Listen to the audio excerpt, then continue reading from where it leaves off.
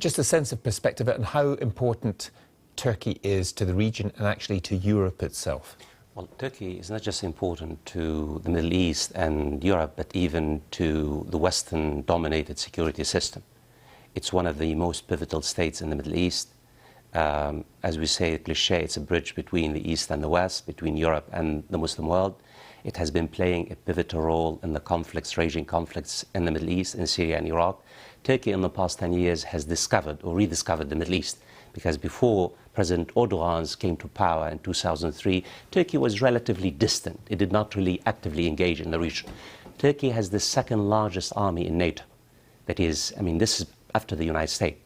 Turkey, as a NATO active member, it has played a pivotal role in NATO missions from the Korean War in the 1950s to the Afghanistan War in 2016. And that's why both the Americans and the Europeans are very much concerned about what's happening in Turkey. Not to mention that Turkey has the largest growing 17th economy in the world. And just a perspective, before, when Turkey, most of us students of the Middle East, in the early 2000s, Erdogan came to power in 2003. Between 2003 and 2010, Turkey really was seen as a kind of a rising model, not just a rising economy, a model for the entire Middle East, because what President Erdogan did between 2003 and 2010 was to really deepen institutionalization, try to wean the army out of politics, to really open up the political system. Sadly and tragically, the Erdogan of 2003-2010 is a dramatically different political animal from 2010, the present. I want to bring that point up with Guney, actually, which is, a military coup has been avoided. Very few people seem to have wanted that in Turkey or anywhere. However, the president himself is seen as very authoritarian, and I've talked to Turkish people who say he's become the new sultan. He doesn't listen to other people. Yes, and the next question is whether this failed coup attempt will make him consolidate his power even more and be more authoritarian to his opponents. Actually, my thought is that it's not that clear. In previous interventions by the military in 2007, for example, or in other judicial investigation into government, which was seen also as a kind of soft coup attempt by government supporters, government consolidated its power, its own backyard. But this time, government is already, Erdogan is already controlling the higher echelons of the military, most of the media, a parliamentary majority, judiciary, and for many, a significant portion of Turkish society thinks he has too much power. But with this, one of the problems, with this coup attempt is that people don't feel the way to challenge Erdogan can come from the military. But some desperate, probably, officers in the military thought that, if Erdogan's power is to be challenged, it's apparently not going to come from the street politics like Gezi protests in 2013, or judiciary like the corruption investigation into government, or parliamentary politics, which is not very effective. So, in their minds, what's left is a military intervention. Where do you think this leaves Turkish democracy now? Because there are people who say, well, it's a place where people vote, and they vote in the government, but it's not democratic in the sense that he doesn't listen to the pluralism of his society, the many different facets of Turkey. Gavin, there is no doubt about it. Regardless of the outcome of what has happened in the last 24 hours, Turkey is in turmoil. Turkey is deeply polarized, ideologically, socially, and ethnically.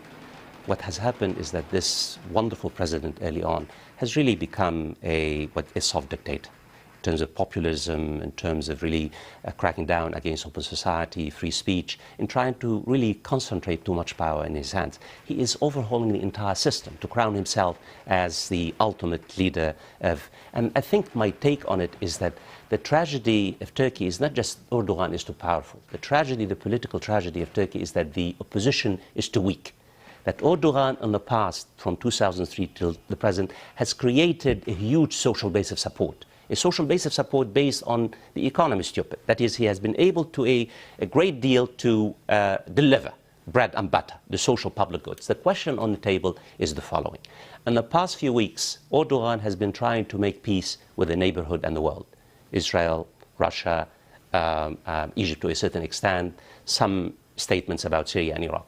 The challenge facing Turkey is not to make peace with the world. The challenge facing Erdogan is to make peace at home.